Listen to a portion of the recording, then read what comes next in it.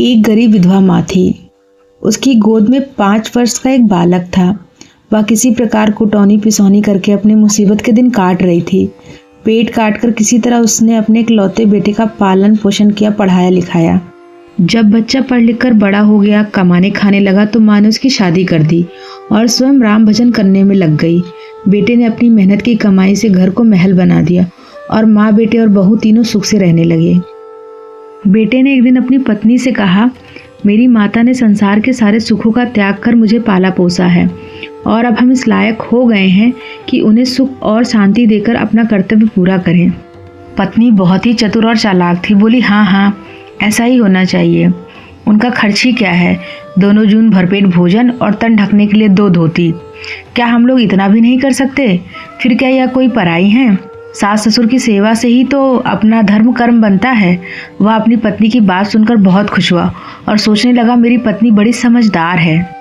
आपस की सुलह से घर का हर काम होने लगा।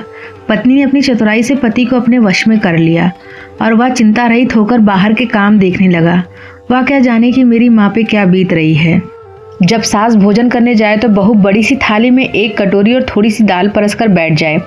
जब माँ रोटी खा चुके तो बहू चौके से एक सिंदूर की डिबिया निकालकर सास से पूछे, ये लोगी? माँ सिर झुकाकर कहती, नहीं बेटी, मुझे नहीं चाहिए, ये तो तुम्हारे लिए है, इसे अपने लिए रख लो। सास प्रतिदिन जब भोजन करने जाती तो बहू इसी तरह की हरकतें किया करती। सास सिंदूर की डिबिया देखकर चौके से चुपचाप लौट आती। दिन पर दिन माँ दुबली होती गई। लाज की मारी पेट का दुख किसी से कहे भी तो नहीं। एक दिन बेटे ने बड़े प्रेम से माँ से पूछा, माँ तुम दिनों दिन दुबली क्यों होती जा रही हो? तुम्हें अब कौन सा दुख है? बेटे के बार बार पूछने पर माँ रोने लगी और कहा, बेटा कहते हुए लाज आती है। तुमको आग भर देख लेती हूँ तो सारा दुख भूल जाती हूँ। अब जीवन के थोड़े दिन बचे हैं, वह भी किसी प्रकार कट ही जाएंगे। बेटा माँ की बात सुनकर बड़े सोच में पड़ गया कि आखिर क्या बात है जिससे माँ को बताने में लाज आती है। वह माँ के पैर पकड़कर कहने लगा, माँ मुझसे कैसी लाज? मैं कोई गैर तो नहीं हूँ जो लाज करती हो? मुझसे जरूर बताओ, नहीं तो मैं खाना पीना छोड़ दूंगा। माँ बड़े धर्म संकट में पड़ी, धीरे से बोली, बेटा मुझे पेट का दुख है। बेटे को यह सुनकर बड़ा दुख हुआ। वह कहने लगा, इतनी धन दौलत के बावजूद तुम्हें पेट का दुख है? बड़े सोच की बात है माँ, मेरा सारा परिश्रम व्यर्थ है। बेटे ने अपनी पत्नी से पूछा, माँ को पेट का दुख है, यह कैसी बात है? मेरी समझ में नहीं आता। बहू ने तुरंत उत्तर दिया, मैं क्या जानूं, यदि वे ना खाएं और पूछने पर ना लें तो मेरा क्या दोष? मैं तो बहुत पूछती हूँ, आप चाहें तो खुद सुन ले। वह खुद कहती है कि अब हमें ना चाहिए, तुम अपने लिए रख छोड़ो, तो मैं क्या करूं? जब माँ रसोई में खाने गई तो बेटा छिपकर सुनने लगा।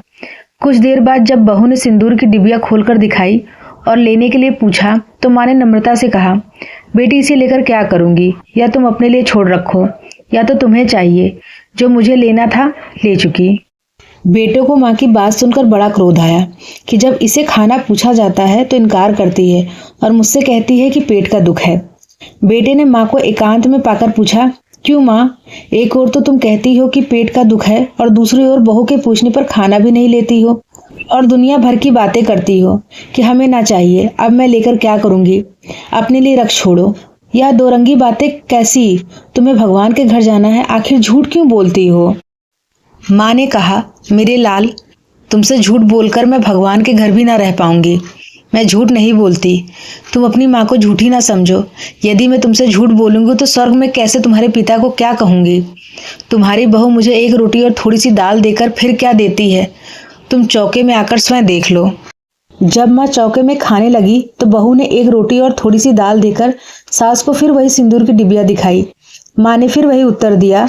बेटा तुरंत चौके में घुस गया। उसने देखा कि उसकी पत्नी ने एक बड़ी सिंदूर की डिबिया खोली और माँ से पूछ रही है, इसे लोगी? बेटा अपनी पत्नी का यह चरित्र देखकर क्रोध में बोला, अरे दुष्ट, तू इतनी नीच है, मैं नहीं जानता था।